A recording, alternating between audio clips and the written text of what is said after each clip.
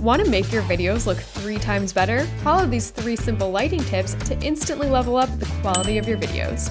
Tip number 1, make sure you have enough light. Seems pretty simple, right?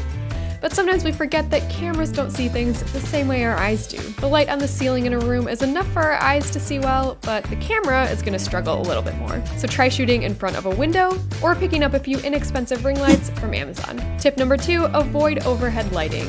If you're shooting indoors, this is the default because it's what most rooms already have. But these overhead lights cast some pretty harsh shadows on your face, so you're going to want to use a light source that's about level with your face or slightly above to avoid those nasty shadows. Tip number 3, try using the 3-point lighting setup. You'll have your main light, which will be positioned next to the camera at a bit of an angle, then you'll have the fill light also positioned at an angle on the opposite side of the camera, and finally you have the backlight. This one you can position behind you so that the light hits the back of your hair. Hit subscribe for your daily dose of video creation tips and tricks.